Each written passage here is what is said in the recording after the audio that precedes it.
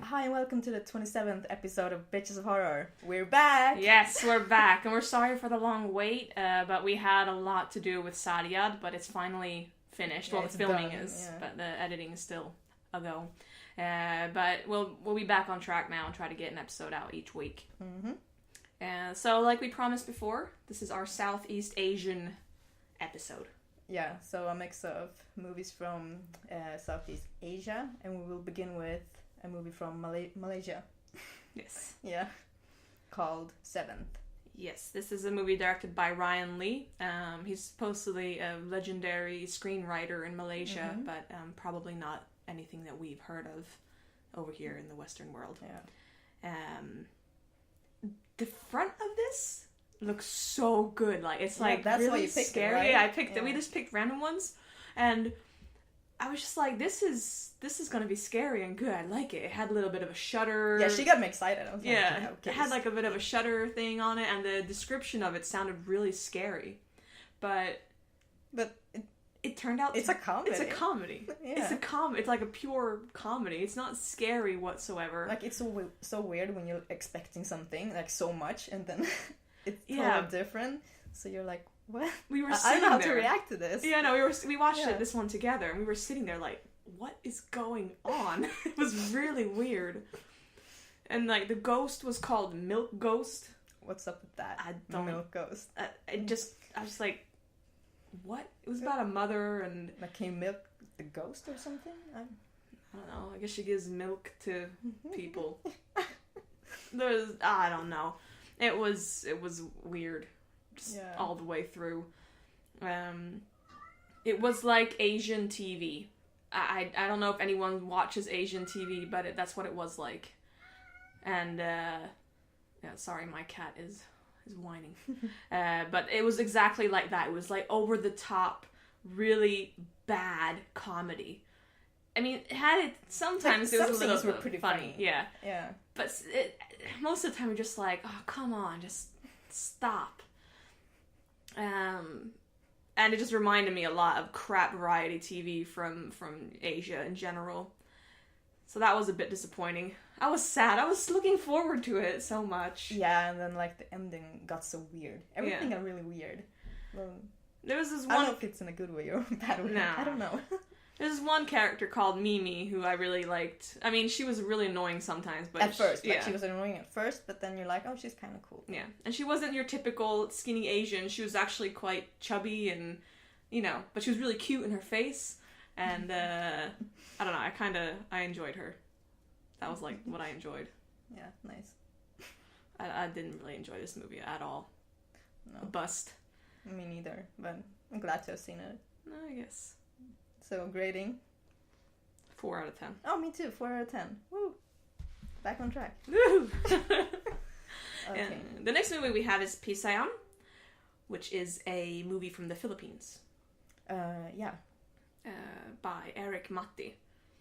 And listening to Tagalog, which is the language in the Philippines, for people who don't know, Tagalog uses a lot of English words. Oh yeah. Yeah, just like when we watched Hellground. Hellground, yeah. Or Hell's Ground. Hell's Ground. Yeah. And that is it's weird listening to, because you're kind of like watching the movie and reading the text, but then when they speak English, you kind of you get like thrown aback. You're like, well, I don't know which one to listen to or read to. Yeah. But I had some Philippine friends in Japan, so it was cool to actually listen to Tagalog. Like, did you understand a little, or like? No, I don't understand anything in Tagalog. Okay. I know like the word for pregnant. No, not for me, but like when I had a friend who was there, they called her that. Oh. But this movie was scary. I mean, it was better than Seven. It was more of a thriller, I'd say. Yeah. Thriller, drama. Not so funny. Mysterious thing. Yeah. Very serious. Mm-hmm. I don't know, it was a bit slow. It was a bit slow, yeah, but written down slow. But I think the second half was better. Like, it got going, and I really liked the atmosphere and creepy sounds, and in the music, I think, also. And this movie is about their mother has passed away, and I think Pasiyam means it's like their ritual for the funeral. It's like a type of ritual that they do for funerals in the Philippines. If I'm not, I don't know. Every time I search for it, I always got up like the Philippine ritual funeral. Oh, yeah. So, and then the family basically goes back to the mother's house for her funeral. And then weird stuff start to happen and things start to unveil. And there was some incest in this. Do you remember that? Well, I actually don't. But how can I not? What? I'm pretty sure there was like a relationship going on between like an aunt and her, I don't know, brother's son or something. It was really weird. And I was just like, this is not, what? And that was like really weird. You know, the young guy who was like sort of like a hoodlum, smoking all the time. But what surprised me in this movie was that the acting was really good. They had genuine emotions, and when they got angry, they got angry. Yeah, they just let it go. Yeah, and you don't really... Like, a lot of times in Asian movies in general, I can feel that the acting is, like, too much. Over the top. Yeah, over the top, and just not believable. Of course, not all Asian movies, but a lot. But in this, I found it to be very genuine. It was good. Yeah. It also had some really good FX scenes. Like, it wasn't not like blood, but it was more like nasty. The puking and the insects. Yeah, there was puking in this one. Yeah. Insects. Whoa. And some scenes were really random. You were just like, what? Yeah. But in a good way. This was random in a good way. I'm guessing it's a little bit of a cultural thing as well, this movie, that has a lot of cultural aspects that we don't know about. Maybe. I don't know. But it felt that way, that like some of the things are like scary for people in the Philippines. Who know it. That I did enjoy. Wasn't that scary, but it was like intriguing. Good atmosphere, some creepy noises, sounds, scenes. I'll give this a 6 out of 10. Yeah, I think that's the same for me. It was not bad, not that good, but worth a watch. I'd say it's worth a watch. Yeah. Definitely. So we didn't get a total bust on that one. No. The next one is Body Number 19 by Pawin Purikitpanya. My Thai is not that good. That sounded beautiful. Yeah, thank you. But it's the Thai. It's from Thailand. Oh. Yeah. Yeah, of course. And this one, I've seen it before. Yeah, so Jasmine was like, oh, it's so good, we have to watch this, we have to review it. So I was like, yeah. And I started watching it, and I was like, damn, this is not as good as I remember it being. To keep in mind that I watched this when I was in 2000, I can't remember when it was, maybe 2006, 7, 8, somewhere around there. Almost 10 years ago. Yeah. Yeah. It's about the same time around Shudder, when Shudder came out. I had a bit of a tie thing there with the Shudder and Nurses and all these other movies. But,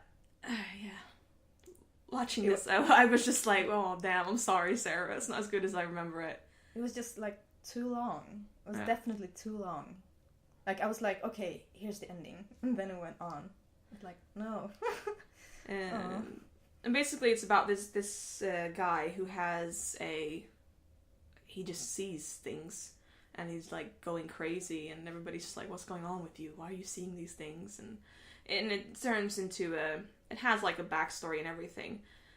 And how the story plays out is really good. In the end, it's a real cool twist. But it's confusing, sometimes. Yeah. Yeah. It said that it's too long. If they would have shortened it down a bit and just kept the vital scenes, then it probably would have been a lot easier to follow. More effective. Yeah, more effective. But the thing that got me, you know, I hate my CG. I hate it. I hate it so much. And in the beginning, it just started with a cat that was animated, and it just looked terrible. And it just just put me off from the beginning. I was just like, I don't want to watch this anymore. And I actually paused it, and I was like, But should I tell Sarah to pick a different movie? Yeah, I was like, damn, next time Sarah gets to choose something bad, I don't have to worry about it. But then again, you did pick Loon, so nothing's worse than that. But this was, I wouldn't say it's terrible. No. It's just too long and got boring. Yeah. But I love the ending, the extra ending. That was nice. And it has some nasty scenes in it. Mm-hmm. They had a scene with fingernails, and I'm not too good with fingernails. That's one of my weaknesses. I don't know, I can do the nail, putting pins and stuff under nails. But not I can't do it when nails fall off and you tear them off. Or That's when nasty. people are trying to get a grip of a wall. Yeah, and it's you're oh, it's gotta hurt. Yeah, nails are not my. I'd rather watch teeth getting pulled out. That's alright. A little bit old boy in there. But yeah, and sometimes they were trying to scare you, but they just couldn't scare you. It wasn't scary. So that was a bit of a shame. The cinematography was real nice. Yeah. Yeah. Had some really good scenes. Good. Yeah. It was okay. I think the acting was also okay. Yeah. Yeah. I wouldn't say that was bad. No.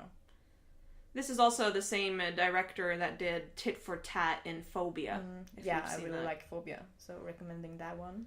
And back to Pasiam. It was surprisingly, he did a segment for ABC's The Death too. I for Invisible. Probably. He did the I segment. But yeah, Body Number 19 is not bad, but it's not the best. It's in the middle. Yeah, I would say it's worth it for the twist. I really enjoyed the twist and how it panned out at the end of the movie. Yeah. So if you're into a good mindfuck movie, then this is definitely an okay one. Yeah, I'll give it a 5 out of 10. I'd say 6 out of 10. Oh. Yeah. Okay. I thought it was better than Pasiam. Oh no, I thought Pasiam was better. You win some, you lose some. Yeah. But yeah, so there are so many good Southeast Asian movies. We missed them. We didn't pick the greatest ones. But for sure, from Thailand, there's some good ones from Vietnam. Yeah. There are a lot of them. We just picked random ones, and like I said, you win some, you lose some. Exactly. That's the beauty of Bitches of Horror. Yeah, but next week we have some indie movies for you. Yes. Special recent indie movies from 2016. Yeah. Mixed with short and feature-length movies. And one of them is actually... Heidi Moore's Dolly Deadly. Yes. So we've been looking forward to that one for a while. Yes, and it's going to be a fun trip. It looks amazing. I know that the 13th Floor, our brothers in Florida, they reviewed it, and they had some good things to say about it, so I'm really looking forward to it. Ooh, it's going to be good. Yeah, me too. And we're sorry for being away for so long again, but we had to. Yeah. And hopefully you'll enjoy Sargad. It was a lot of work, and it was tough, but we did it. We did it. We have our feature film. It's crazy. So many emotions going through. I don't know. And don't forget to check out the Sargad, the Facebook page, or the Bloody Fierce Productions. That's where all the pictures, and we have some small, behind-the-scene clips. And much more is coming. Yes. And also check out our friends our partners. Yeah. At 13th Floor. Yes. I think that's it for today. Yeah. Whew. It's hard being back. Yeah. I was a bit nervous. I was like, I haven't done this for weeks. Yeah, me what too. am I supposed to do? couldn't even put it on the camera quickly. So yeah. But thanks for watching, and keep liking our videos and like us on Facebook. So, thanks. Thank you. See you next week. Yeah. Bye. Stay horrific.